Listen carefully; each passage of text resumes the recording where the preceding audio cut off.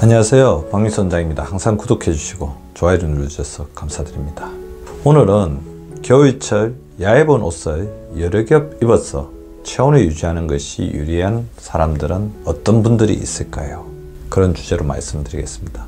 겨울철 얇은 옷을 여러 겹 입어서 필요할 때마다 이제 벗고 입고 그런 식으로 체온 조절에 굉장히 신경을 써야 된다는 거죠. 굉장히 중요한 문제일 수가 있습니다. 바로 거기에 해당하는 분들은 수족냉증이 심하고 만성적인 소화불량이 있는 중년 여성들입니다.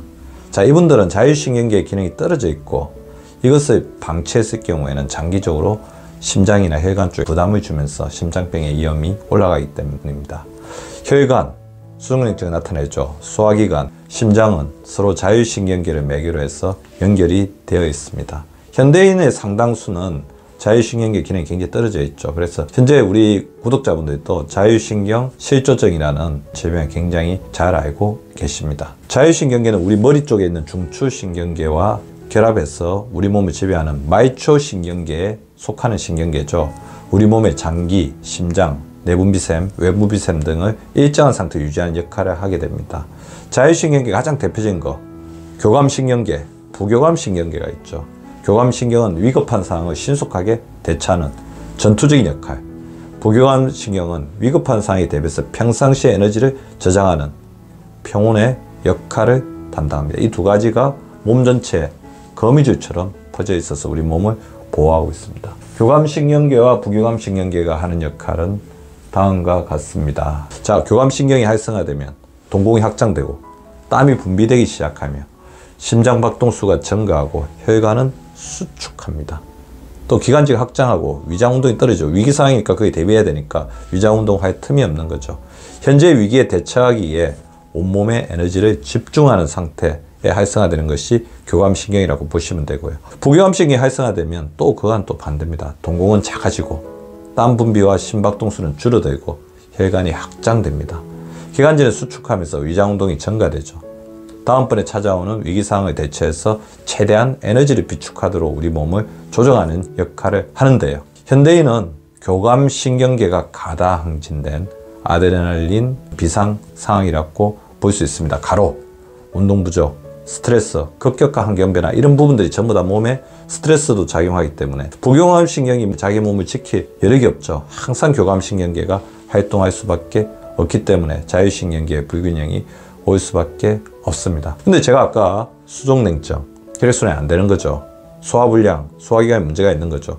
그러면서 중년 여성들을 예를 들었습니다. 왜 그럴까요?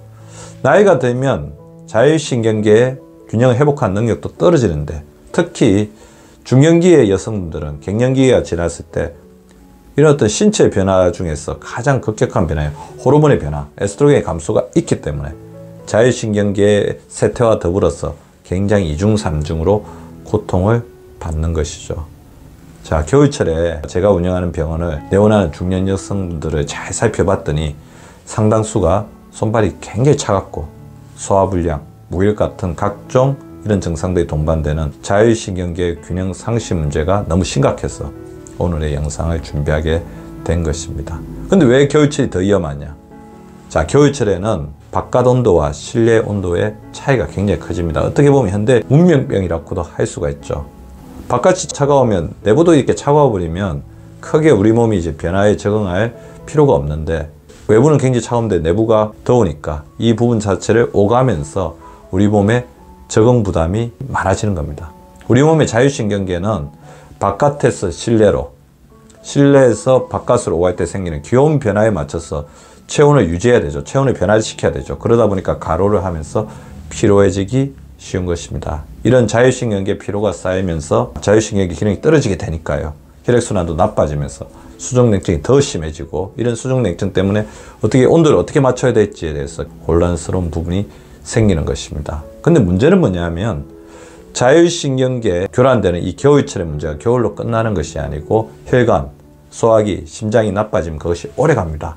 1년간을 지속되는 그런 문제가 되는 거죠. 그래서 일정 수준 이하로 자율신경계 교란 문제가 심각해지지 않도록 관리해 주는 것이 절대적으로 필요합니다. 자율신경계를 살리려면 자율신경계가 하는 일을 우리 몸이 도와주면 되겠죠. 일단 혈액순환에 도와줘야 되죠. 하루 2리터의 수분을 충분히 섭취해서 소변 색깔이 맑고 투명할 때까지 섭취를 해줍니다. 제가 항상 강조드린 것처럼 수분 섭취를 하루에 시간을 정해놓고 한 7번에서 8번 정도 섭취해 주는 게 굉장히 좋을 것 같고요. 한자세가 혈액순환에 제일 해롭죠. 한자세로 오래 있는 게 제일 해롭습니다. 1시간에 한 번씩 일어나서 스트레칭을 해주시고요.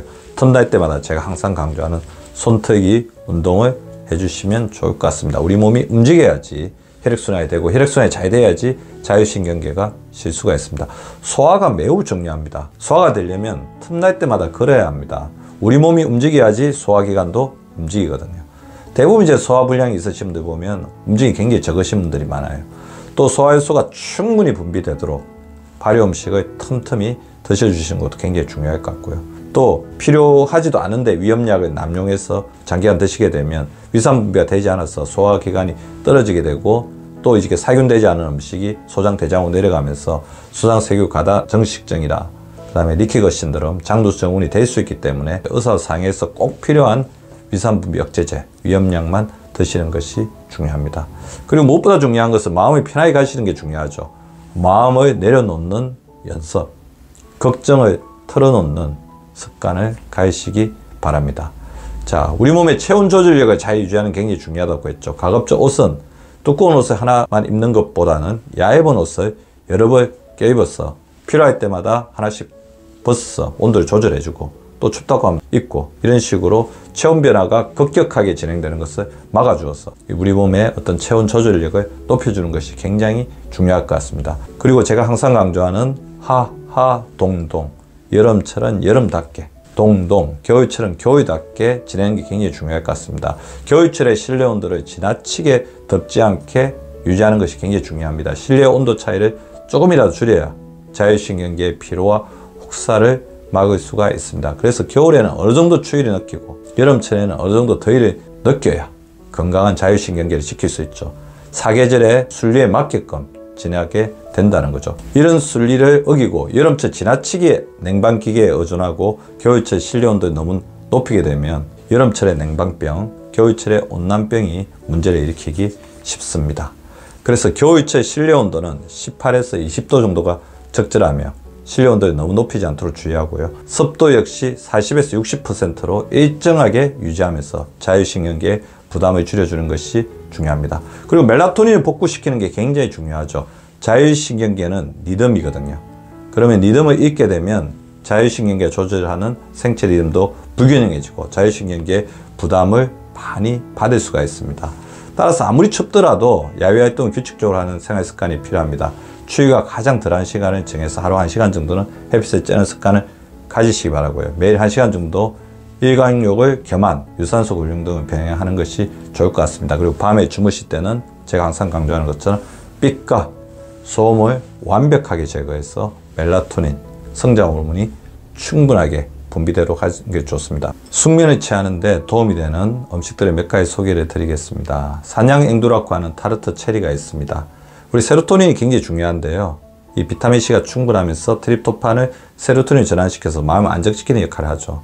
토마토는 비타민 B나 이제 칼륨 등이 풍부해서 우리 근육을 이완시키면서 심신을 안정시키는 역할을 하게 될 것 같고요.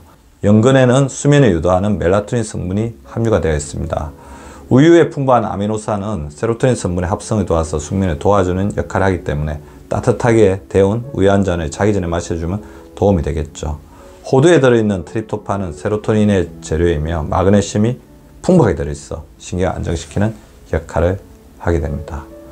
오늘 제가 우리 자율신경계 실조증으로 고통받는 현대인, 특히 우리 중년 여성들의 문제점이 어디에 있는지를 한번 살펴보고 그것을 잘 이겨내고 겨울철 건강하게 자율신경계를 보호하는 법에 대해서 알려드렸습니다. 주변 사람들과 많이 나누시고 건강하게 겨울철을 지내는 우리 구독자분들 되시기 바랍니다. 오늘도 시청해 주셔서 감사합니다. 건강한 하루, 유쾌한 하루 보내시기 바랍니다. 구독과 좋아요는 박미수 박사 TV를 지속시키는 생명력입니다. 많이 구독해 주시고 좋아요를 눌러 주시기 바랍니다. 항상 감사드립니다.